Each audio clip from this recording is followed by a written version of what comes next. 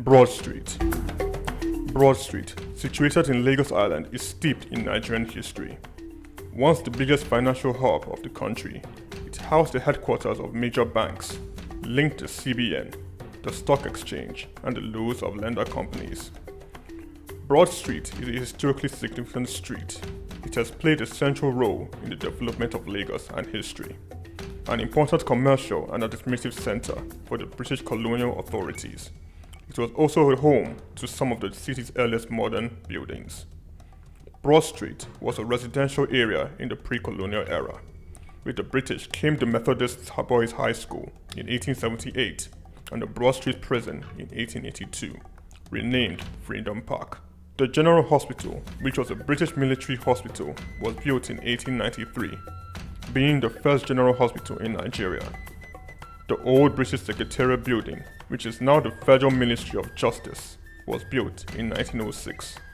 Broad Street has seen a full turn into modern commercial office blocks, complexes, skyscrapers, and markets from the outer marina through Akpombo, early into the Adeliji-Adele Road. Broad Street is one of the busiest streets in Nigeria on weekdays, where commercial activities take place day and night.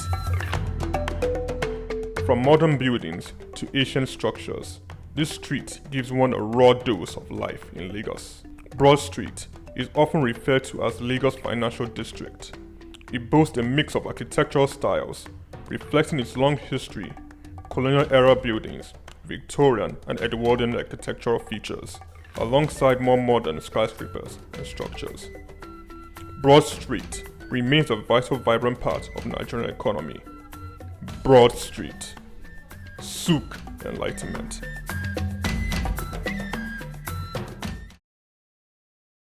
We've got just what you need right here at Femi Wash Media. Call it the Midas Touch and you wouldn't be wrong.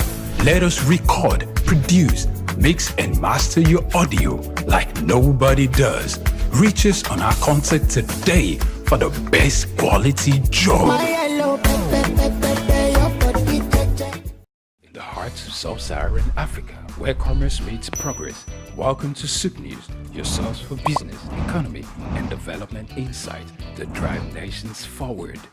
From the vibrant streets of Lagos, Africa's fastest economic hub, Souk News takes you on a journey of discovery, analyzing and reporting the facts that lay the foundation for growth and development. We don't just report the news, we create it. Souk News is more than a channel. It is a catalyst for change, spotlighting the stories that shape economies, inspire entrepreneurs, and fuel progress. Covering business, finance, technology, energy, and many more, Souk News provides a daily deep dive into the stories that matter, interviews with industry titans, and analysis that empowers your understanding of economic landscape. Join us daily as we dissect, discuss, and deliver the most relevant and factual news on business and the economy. Souk News is your trusted guide, empowering you with the knowledge to make informed decisions.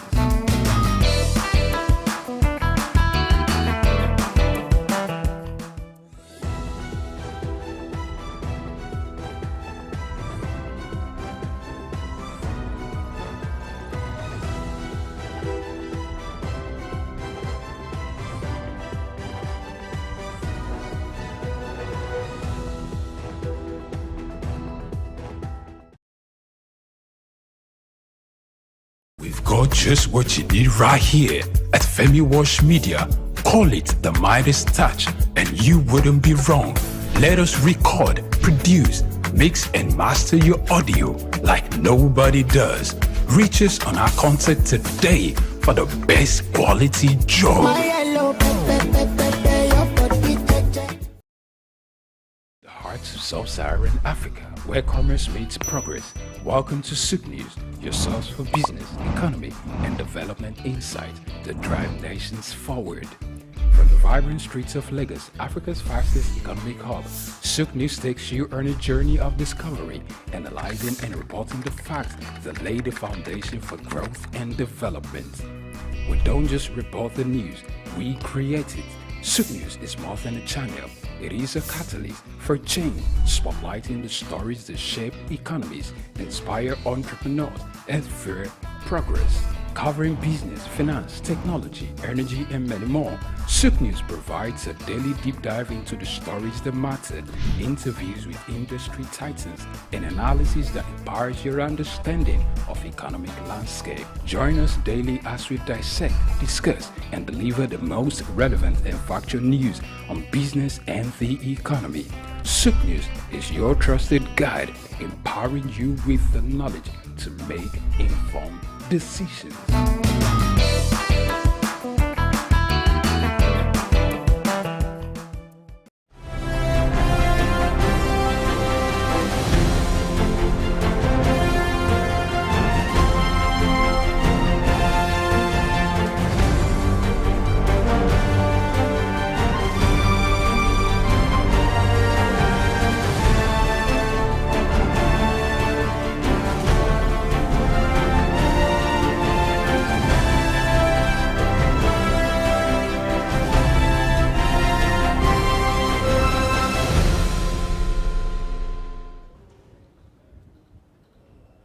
Hello and welcome to Souk Pulse. It's always good and exciting to be here on Souk Pulse, knowing fully well that you are with us, not just with us, but you're part of this particular program on that other side, joining the conversation and making sure that we all keep talking, because that is the essence of Souk Pulse. We talk and we tell you, don't stop talking, no matter what's happening. From yesterday, we looked at indigenous medicine, and it was a very good time. So for those of you that missed it, hey, still go back. We still have it on our channels. Go there, click, watch, comment, and also share. Don't forget share. Apart from sharing, remember, we just drop opportunities from time to time. Go ahead, invest, ask questions, do your own research. And remember, on Souk Pulse, we'll tell you whatever is happening when businesses are not making profit. Talk. When they are making profit, let's also get to know. When those particular economies that we think that in a specific time, those economies should be ruling their region or being a very productive arm, and things are not happening. Could it be policy? Could it be leadership? Could it be you? We are being lazy. Or could it be the research is not just there? We talk. It's Souk Pulse. We place our hands and we seek the pulse. And when we do, we talk. My name is Chooks, John Rogers Chooks, and I'm always pleased to be here by 4 p.m. Lagos, Nigerian time. For those of you that don't know, West African time. For the show today, we will be going to a particular sector of the economy that controls any economy of the world, the major drivers. Calm down. We'll break it down as we go. We are not just going there. We have the first leaders of that particular sector. The gatekeeper himself is in the studio, and we'll open up and tell you what we're talking about. But you know as we do it. Don't go anywhere. After this break, we'll go straight and talk. It's Souk Pulse. Don't go anywhere.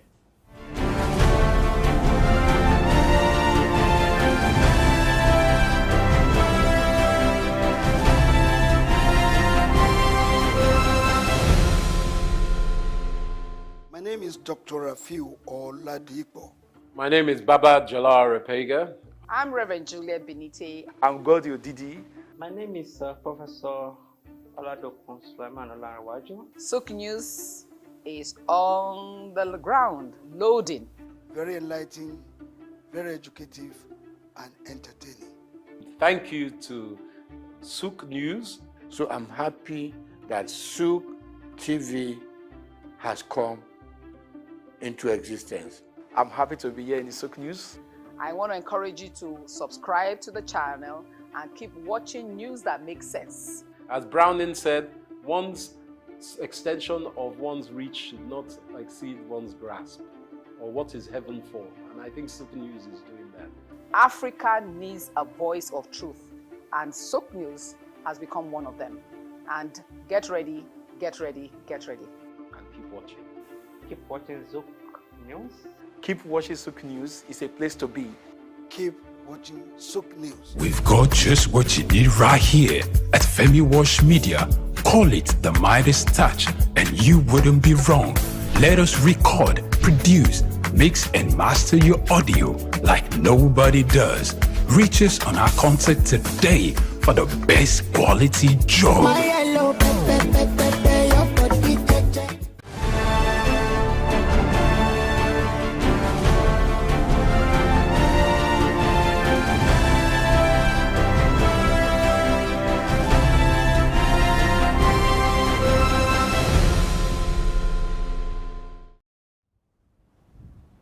Welcome back to Souk Pulse. Today on Souk Pulse, we are going to every single business owner. Some will say small, some will say medium, some will say big. Hey, but that's not an issue. Now, you know who we are talking to. We are looking at the major drivers of every economy across the world. If there happens to be on that planet with people, humans, or whatever form of living thing that does the work, those are the people we are talking to.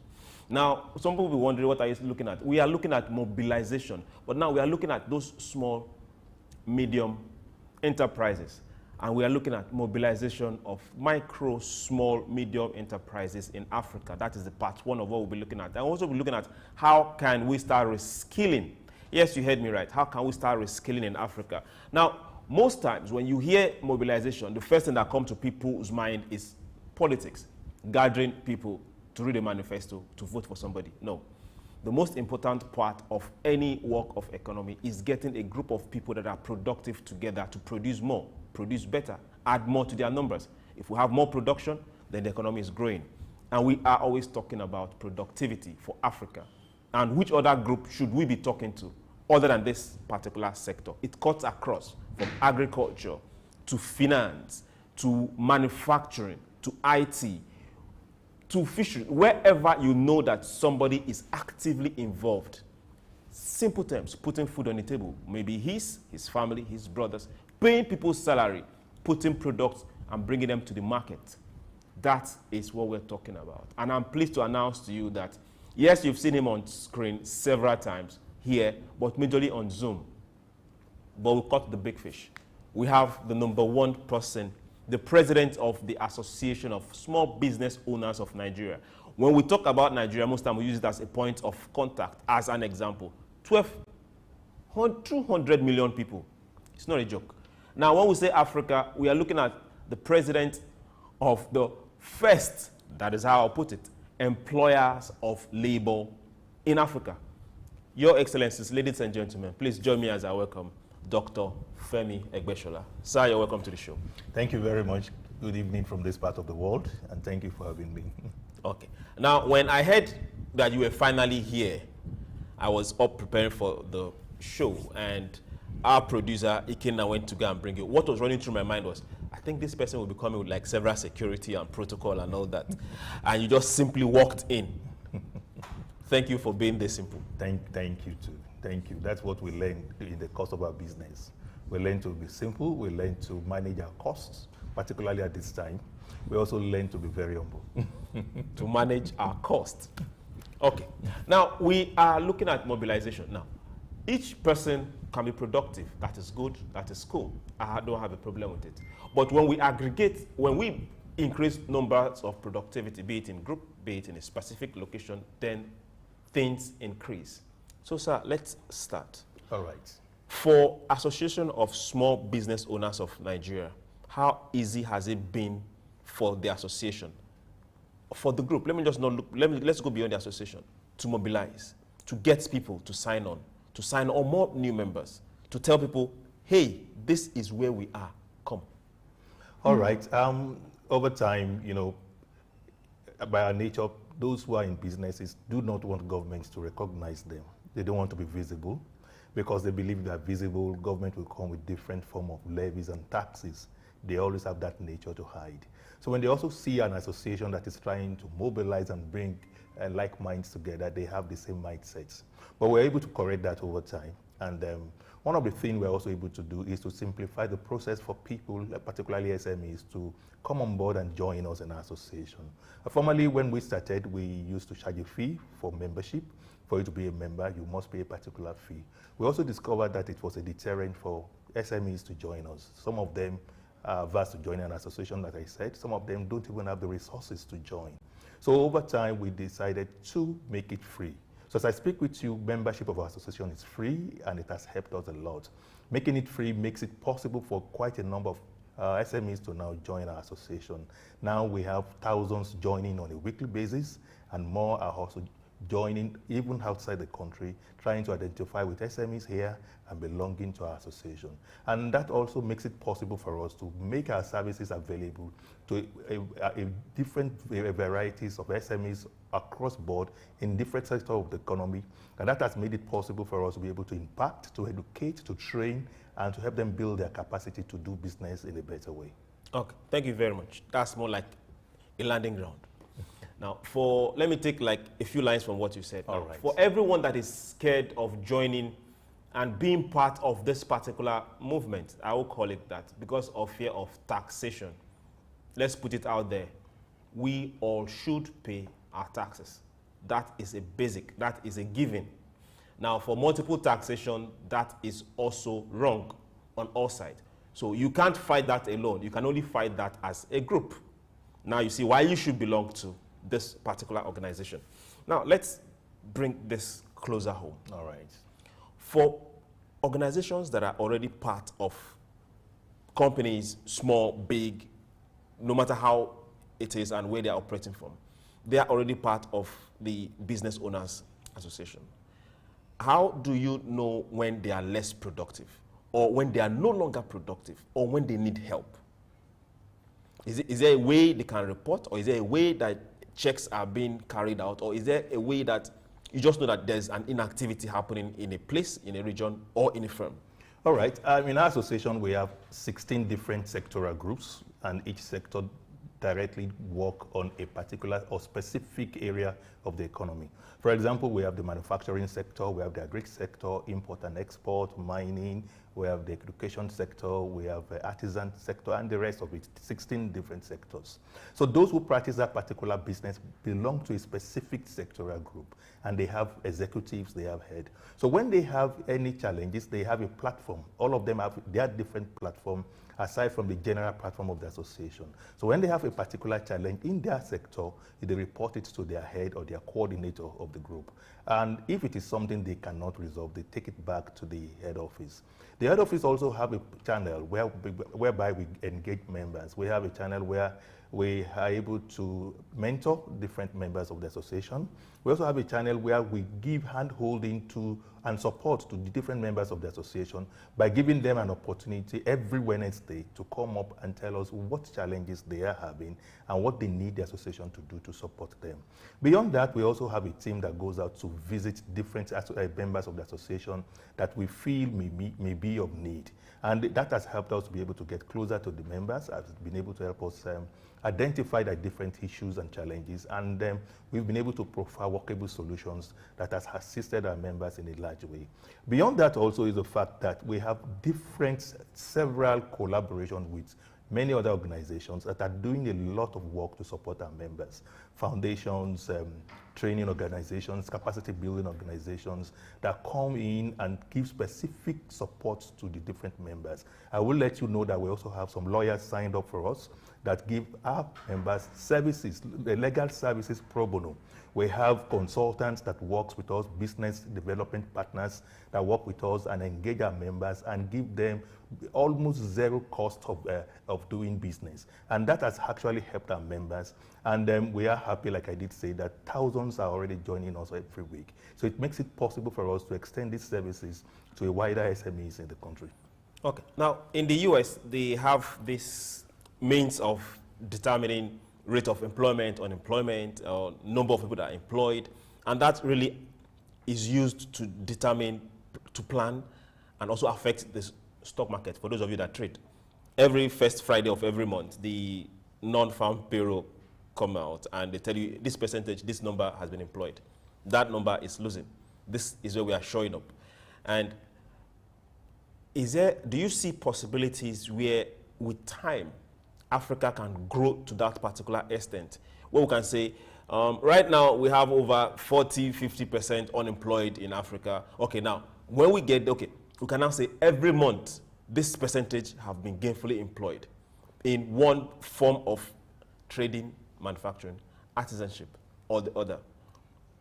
Yes, we are already on track. When I say we are on track, not just our association alone. We have quite a number of bodies that are also doing that, gathering statistics, gathering data, and using it to help the entrepreneurship ecospace. All you mentioned are in the data bank of our association. We do our own research. We release a report every year. We call it State of Business in Nigeria. It delves into statistics of everything that has to do with business. Beyond that, we also have other organizations that are gathering statistics. I don't want to mention their names, but each of them also release yearly report, the yearly report that tells you the number of SMEs in the country, the number of women in entrepreneurship, the number of men, the statistics of those doing this particular business, that particular business, what are the challenges that cut across board, what are the challenges that are specific to men or to women, how many youth are into business in Nigeria, what area did they concentrate more into, are we having this kind of population in this state or that state. All of these are all embedded together. Also, too, government also has their data bank through the Nigerian Bureau of Statistics, and they also churn out data every now and then. It is through their data that they say, according to their data, that at the moment we have 39 million MSMEs in the country, and that specific states are doing better in entrepreneurship than the other. It is that statistics also help us to understand that at the moment, SMEs employ 97% of the total job workers, and at the same time, we own 85% of businesses. These are a result of data. So we have many organizations working to generate data for the MSME ecospace, and every year it is improving. For example, in our association, we used to conduct data in just 15 states. Last year, we were able to move it up to 18 states, and we hope that next year and this year also, we will widen the scope. So we are gathering a lot of data. One thing that is now needed is for government to be able to now harmonize all this data together from different foundations, civil organizations, and come to a reasonable conclusion to get a specific data that will be good for government. The next thing again after that is for government to now be able to use this data to plan, because the beauty of data is for you to be able to plan for the future. Who are the set of people that need these services at this point in time? It is data that will tell you. What specific needs do SMEs need now? It is data that will tell you. What are the challenges that they have now? It is data that will tell you. So we have these data in silos here and there, but we need government to come up, get this data from everybody, harmonize them, and begin to make good use of them in planning. Okay, thank you very much. Now, we will take the program a notch further, but that will be after the break. Don't go anywhere. He's still here. He's not leaving. Souk Pulse will be right back.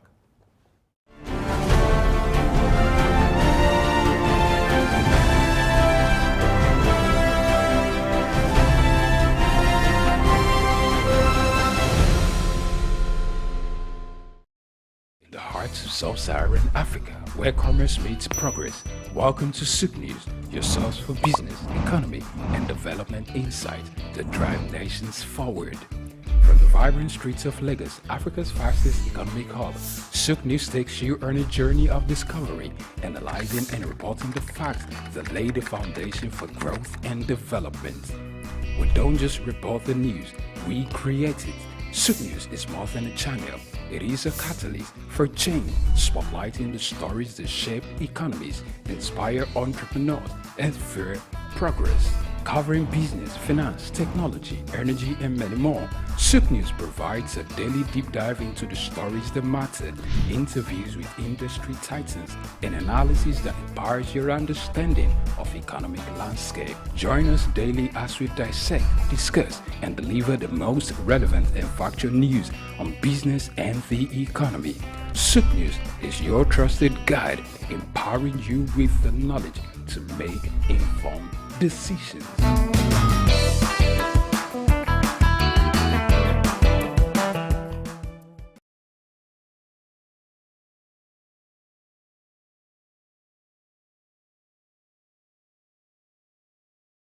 My name is Dr. Rafiu Oladipo. My name is Baba Jalal Repega. I'm Reverend Juliet Benite. I'm Godio Didi. My name is Professor Oladokun Sulaiman Olarawaju. Souk News is on the ground, loading. Very enlightening, very educative, and entertaining. Thank you to Souk News. So I'm happy that Souk TV has come into existence. I'm happy to be here in the Sook News. I want to encourage you to subscribe to the channel and keep watching news that makes sense. As Browning said, one's extension of one's reach should not exceed one's grasp, or what is heaven for. And I think Sook News is doing that.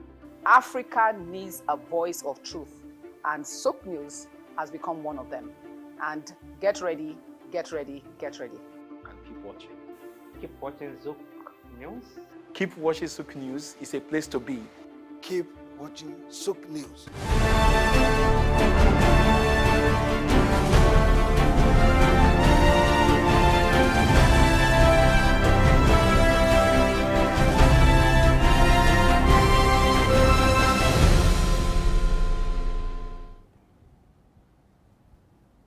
Welcome back to Sook Pulse. We're still here live on Sook News, and we have Dr. Femi Egbeshola, and we are looking at mobilization of MSMEs, small, medium enterprises, the micro not left out. And we are asking ourselves direct questions. How can we grow? How can we make this particular sector thrive? Going beyond thriving, doubling, that's what we're talking about at the part B. But before we get there, let's now look at this particular place. So if we are saying mobilization of this particular sector, if we are saying small businesses, medium businesses need to come together, aggregate, and produce better, are we not missing something? Do we have industrial hubs enough accessible to this set of people, to this set of production? Do we have them enough? Even if not enough, the ones that are there, do we have them accessible to them? Well, your direct answer is no. We do not have enough cluster arrangements. We do not have enough industrial hubs. We do not have enough incubation centers. But one good thing is that state and federal government has come to realize that little will be achieved if we do not have cluster arrangements. And for that reason, we now have clusters being built here and there. Quite a number of them are being built at the moment. I want to use this to applaud the government of Lagos State. They are working hard to increase the number of industrial hubs we have in the state. Some are going to get ready for accessibility, I think, in the next 1 or 2 months in Lagos State. And it is also to house SMEs, particularly those who do virtually the same thing. And that will really help a lot. In other climes, what the government does is that they make sure that they have an arrangement for people in similar businesses to be in one location, and that it's that time they can increase their efficiency, that time they can increase their productivity, and it will help them to also be able to have more profits in what they do. In Lagos State too, we have the federal presence coming up to build more industrial hubs. At the moment, we have about 3 big industrial hubs in Lagos. We have I think one ICT, the Technology Incubation Center also to add to that. Other states too, we have industrial hubs, incubation centers. There's no state in the federation that we do not have incubation centers. But the idea is that it should be where SMEs will come, spend maximum of 3 years and migrate to their own location. But unfortunately, that has not been happening. So we have SMEs that have been there for 5, 10 years or more, deciding not to move, and that hinders new ones to be able to access such facilities. We have also reported that to government to help us work on it, and I think work is going on so that youth and startups can begin to also have access to some of these facilities and thrive and upscale. We also saw need to engage other institutions to support industrial hubs and cluster arrangements. And for that reason, we are happy that some organizations are coming up now. For example, Africa Development Bank is now coming up to build hubs, industrial hubs, in different locations in Nigeria. When that is completed, it will also house a lot of entrepreneurs, and it will also assist to build their businesses. We, as an association at our end, also saw need to bring people together in specific areas, not necessarily hubs, but just clusters this time. And we have been able to have some location where we're able to bring about fashion designers in one location, footwear makers in one location, and like that. And that has been helping a lot, because with that they have shared facility, they're able to access loan, they're able to get government documentation and approvals because they are one. The federal government have also decided to kick off what they call National Expanded Clinic, SME Clinic. And one of the purposes of this SME clinic is to create additional industrial hub in each of the states.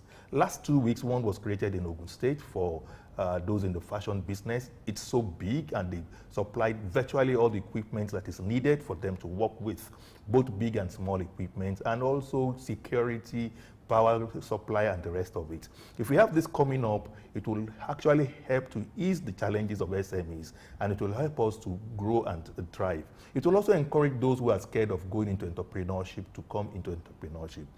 You must have heard that one of the major challenges of SMEs is that they need funding, they need finance. But some of them will not need finance if the tool and the support services they need are there for them. There will not be a need for them to say, I want to go and rent a place, I want to go and buy a generator, I want to go and dig my borehole, I want to go and buy equipment, I need a lab and the rest. Because all of those things are available in different industrial centers, technology incubation centers, and industrial hubs that are around the country. And it is good to also use this opportunity to also encourage corporate organizations like banks that are making millions, like network providers. They are not making millions. Billions. Multiple of billions. Add to it. Multiple of billions, yes. Put a T to it. Maybe a T, okay, trillions, really. Trillions, all right. So I think they need to add this to their corporate social responsibility. They need to grow the SME sector. One of the such way is to invest in technology incubation centers and industrial hubs.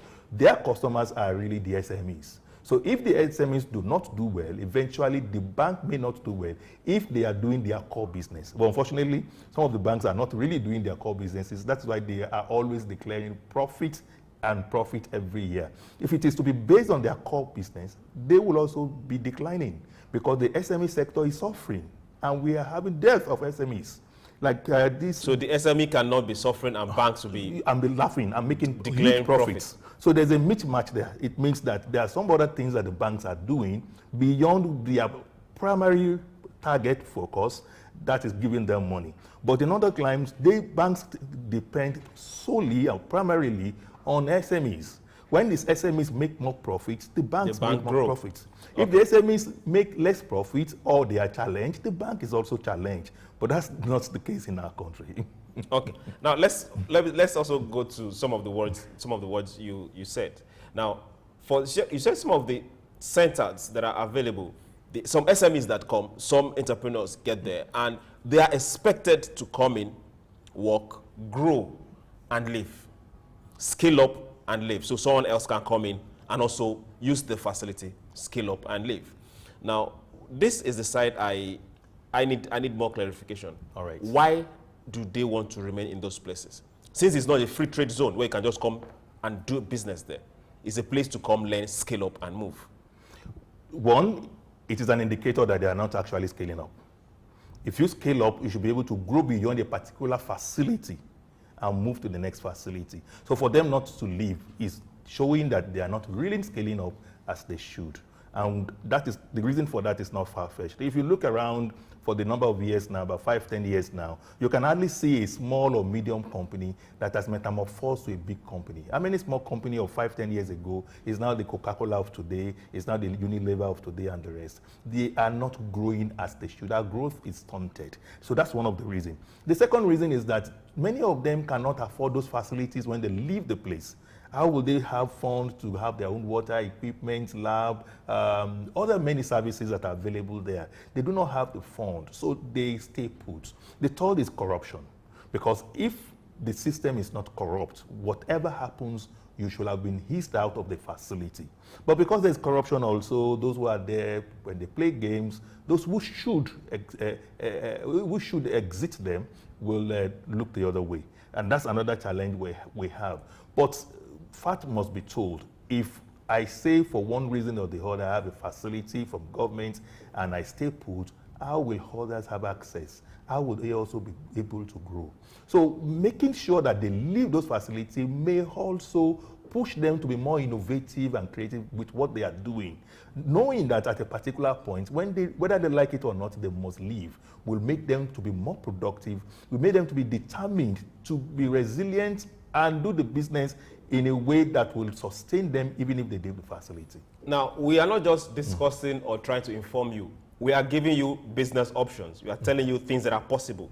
Is it, now for the period of time some of these SMEs, individuals, entrepreneurs spend in these facilities, is it not possible they form close bonds? Is it not possible they form partnerships with other people doing the same kind of thing, whereby it's not just a one-man business or a two-man business? They can grow bigger within that facility, and it will be easier for a bigger firm to move out and grow, and not just one man still doing one-man business and continue doing one-man business in that particular place. Yes, that's one area we are also looking at and we are working towards, particularly in our association, the need for partnership and collaboration in all spheres of business. And before now, it's been because most of the businesses are one-man business, and they have, sorry to say, myopic way of reasoning. They feel when other people come into their business, they might hijack the business idea, they might bring in other reasons or issues that will affect their stake in the business. But that's not the way business should be done in today's world. Businesses can only scale up if we partner and collaborate together. And that's one thing we have been preaching. So one, those entrepreneurs need to have a change of mindset. That is very important. They must also understand the benefits of partnership and collaboration. Most of the conglomerates we have today are no longer one-man business, and that's why they're able to scale. And that is what should also be practicable, even to the bottom of the pyramid of the business ecospace. And I am happy that now we're having that kind of collaboration going on. In the renewable energy, we have companies now that have come together, 2, 3, 4 of them coming together to have one business, and they are stronger, doing better, because they will come to understand the benefit that is in partnership. In agriculture also, we have been able to merge some companies together, and it is also working beautifully for them because they're able to bring in skills together, bring in innovation together, bring in funding together, and that builds their capacity to do more. Also too, in the education business, we have been able to match some schools together that are in the same locality, and that is also working. That is something many people believe is not possible, but when we tried it, we discovered that it's something that can work, and as I speak with you now, it is working. Okay, now let's leave Africa a bit. Okay. Let's go to some other country, specifically China. Let's see what can we copy. Now, 2013 to be precise, China launched the Road and Belt Initiative, old Silk Road converted to new Silk Road.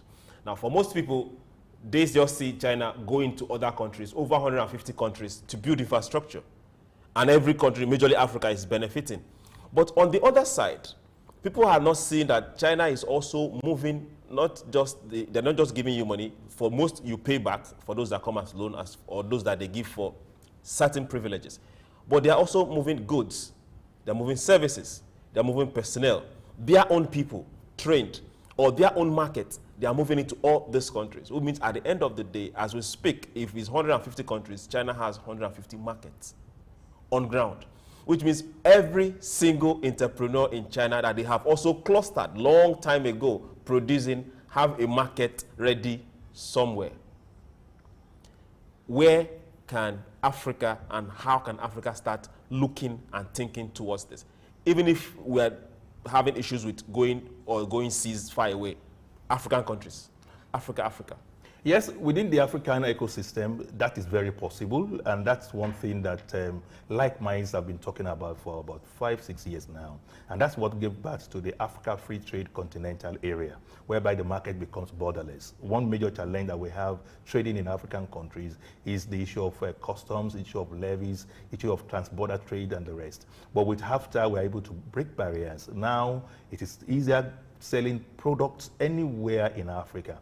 About 54 countries or 54 African countries have signed up to the pact, and that means that any moment from now, we will be able to now move our goods to anywhere in Africa without minding whether one custom will stop us or one official will ask for these levies or that taxes. And I think that will benefit Africa a lot. And they are also working towards having one common currency in some part of Africa, particularly West Africa. That will also aid trade a lot. And that will help us to be able to trade within ourselves and more importantly, build our capacity. When we're able to trade and build our capacity in the African context, if we're able to upgrade our standard of our products and services in the continent, it will help us be able to now compete in the global world. We'll also be able to exchange technology. Technology is very, very important. When you discover that different countries have their strength in different areas of technology, that will help us to be able to have this exchange and handshake, which is also very, very key to us. And then again is the fact that some products are not exportable to the advanced world, to the Western world, for one reason or the other, but they're exportable to African countries. So it opens that market for us to be able to export to African countries. I was just mentioning in an interview this morning that some of our members went to Gambia to exhibit their products.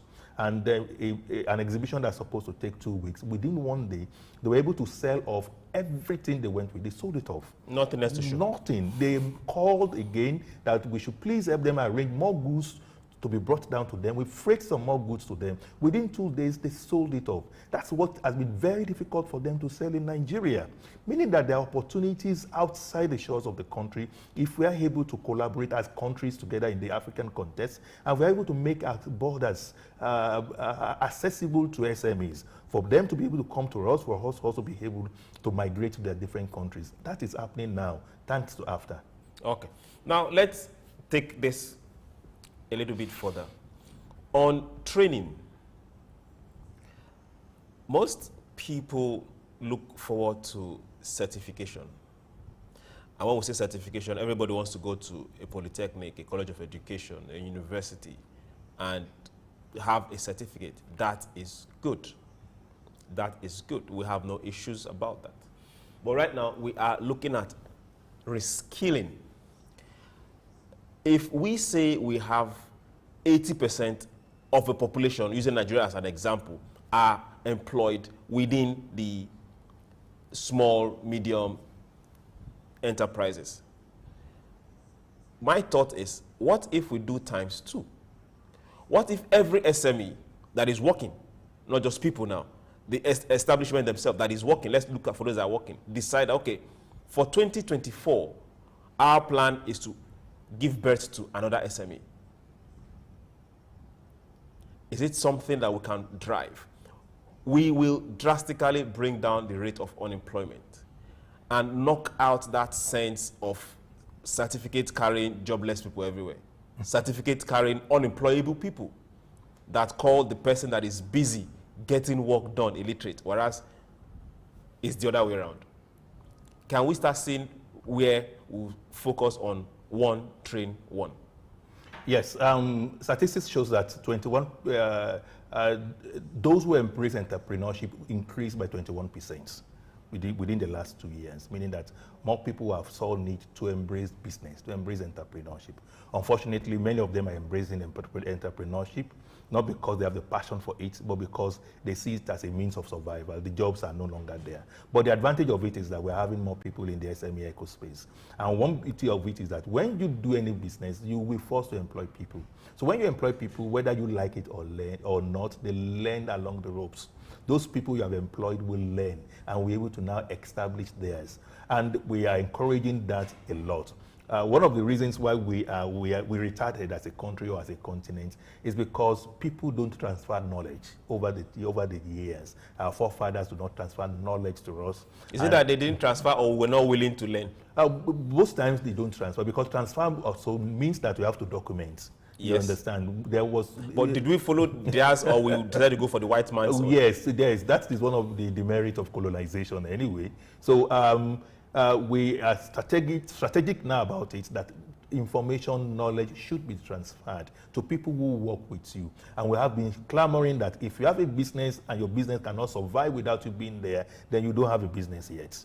You must be able to train those who are under you to be able to run that business whether you are there or not. That is when you are doing business. And they have also come to understand that they need to do that. With the current economy we have now, it is very important for SME to see areas and ways they can diversify their business. When they diversify, they can't be everywhere, every time. So if I'm already a farmer and I'm diversifying into other areas, I have to move to other new businesses. Somebody must take care of that whole business. So whether we like it or not, information, business, knowledge, and the rest is being transferred now. In the next couple of years, we are going to begin to see the dividends of it. Again, too, is the fact that we must go beyond just the issue of certification, like you say. For us in the SME space, it's not about certification. It's about what you can do. What can you do? What can you offer? What value do you have? It's not about certification. There are so many graduates with certificates that are unemployable, and many of them are being shunned out from the university each year. You discover that some of those that go into the vocational schools are doing far, far better than those who went to the university. That's another issue for another day, talking about our education system. But for us in the SME space, we don't look at certification. We look at what can you offer, what do you have on the table. Also discover that some of us who are already in the medium-sized businesses are now having training schools, whereby when we absorb you as a staff, we train you for a period of time, 2 weeks, 1 month, to be able to learn the rudiment of doing business, working with us, and being able to fit in with the department you are. That's the time you now begin to do the work you are employed for. That is also very important for us to be able to transfer knowledge and upskill. Then, if we are not doing that, you will discover that your business will fizzle out in no time, because the world is changing fast. And the way the world is now, you cannot do it alone. You need people to work with you and to work for you. They can only do that work right if you train them and educate them. One slogan we have in our association now is that train someone a year. No matter what it is, train someone a year. So you must make sure that somebody is trained, well trained every year. You can afford to train 10 people, 20 people, whatever, but a minimum of 1 person must be trained by an SME. In that manner, we also set up what we call a mentoring school, whereby we assign those who are doing well in business to become mentors to those who just started business, the startups. So these people are able to give them the kind of hand-holding that brings them hope and be able to help them to grow in their business knowledge and way of management of business. Okay. Train 1 person a year. And remember, if your business cannot function without you, if you step out and your business cannot function, then you don't have a business. Now, we have a peculiar situation in Africa. Let's look at Nigeria again. We are a market. Now we are trying to propagate the message of buy Nigerian product, produce Nigerian product, buy Nigerian product, which means our competition is in that same market we are producing for. The products coming from China. For those that buy luxury goods, Turkey, US, UK, you know the names of where you go to. Now, if we say we have to bring products that Nigerians should patronize, which means we have to increase the quality of what we produce, which means we have to increase the knowledge of who is producing it, which means we have to think of reskilling of those already in the business. Where can we start? Well, the starting point is, one, for government to make our environment friendly for investors. It is important that we attract investors into the country. One good reason for that is that they come with knowledge. They come with technology. When they come to our shores, start their business here, not import anything, start their business here, they will be able to transfer that knowledge. And that knowledge comes also with standardization. At the moment, we have few companies doing vehicles here. The Lagos State government has just partnered with another company doing vehicles here. You can imagine the number of transfer of knowledge that will happen from those expatriates to our people working with them. Because our law now states that you must work with the local content. Local content includes the number of staff that must be Nigerians that will be in your organization. It's a must. And that encourages transfer of knowledge. When that is done, you'll be able to discover that we will be able to produce more things in larger quantities, and at the same time, we'll be able to upgrade our standard. And when we're able to produce more, it becomes more affordable, it becomes cheaper.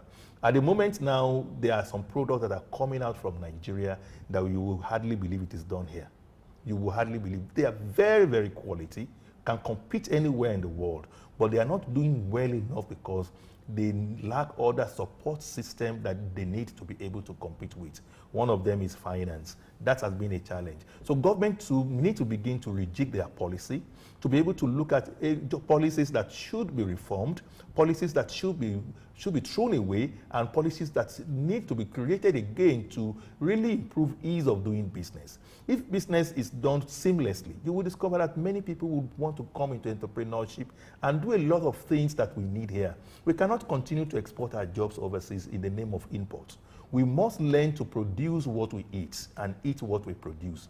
That's one thing every Nigerian must embrace. And I'm happy that the government of the day is being strategic about it this time. They are encouraging export in all ways. In fact, giving incentives for export. And that is helping us to be able to now say, okay, if the Nigerian market is somehow saturated or too competitive, I can now take my product out of the shores of the country. And it is also very competitive out there because our products are very cheap now because of the falling naira. It's very cheap outside the country, and it makes it possible for anybody to buy off our product before buying every other product from any country. And then that has helped us to be able to get some foreign currency effects to our business also that is growing our business this time. So it is a must that we must be ready to improve our standard, because without standardization, we cannot compete in the global market. It is a must that we have to also transfer knowledge to the upcoming startups, because we need them to also add up to the population of those who are already in the MSME ecospace. Okay, now let's talk policy. If we say our people should produce, Nigeria should patronize made in Nigeria, Africa should buy Africa, Africa should eat Africa. Now we still have a lot of importation happening in Nigeria, in Africa as a whole. Are we looking forward to seeing governments across African countries pull up a policy that will increase tariff on things that are coming in? That's already happening, particularly in Nigeria now. And that's why I said this government is strategic about encouraging exports. We're having a lot of taxation here and there coming up every day when it comes to imports. And it will come to a time that an average person on the street will not be able to buy many of these imported products. And when they do not have that fund to buy it, automatically they have no choice than to revert back to the locally made product. And when you have more money to work with as an entrepreneur, ordinarily you also want to improve on what you do. It is natural. It is because people cut corners with very meager fund. That's why you see them producing substandard products. When they have enough fund to work with, they'll be able to even engage consultants to work with them, and the quality will be upgraded. We are going to get there because we are seeing it. We are so sure about it. I did tell you that in our association particularly, quite a number of our members now has embraced export, because for every dollar that they earn, government also gives an incentive. And that's very good. It's encouraging export. And I think there will come to a time we here in Nigeria will have no choice than to eat and drink and use our products. That day is coming very soon. Okay. I wish it can be as soon as possible. Now let's go back to a particular place you went to, but I wanted us to leave it till towards the end of this particular program. Let's look at banks and SMEs. The micronaut also left out. Now we have a situation, a peculiar situation, where banks are lending at digits that are more than 2 digits in Nigeria to companies or firms or entrepreneurs that are just starting out or trying to expand. Then the question is, how are they going to break even? And they don't just lend above 2 digits. They lend short term. Now this has happened over time, as long as I can remember. We now have to ask ourselves these straightforward questions. Why has the government not stepped in? Well, that's one question that is begging for answer. That's one question that is also on our mind, and that's one thing we have been advocating for a long time now. It just cannot work. The kind of interest rate we have in the country at the moment, the kind of short tenor loans we have in the country at the moment does not support business. It is not sustainable. And you will discover that the record shows this recent time that the number or the debt list now is huge in the banks, huge more than ever before. We have so large number of debtors that cannot pay, and it is natural. You can't expect a business doing business in this kind of environment, very harsh environment, still with high interest rate, being able to pay up loans.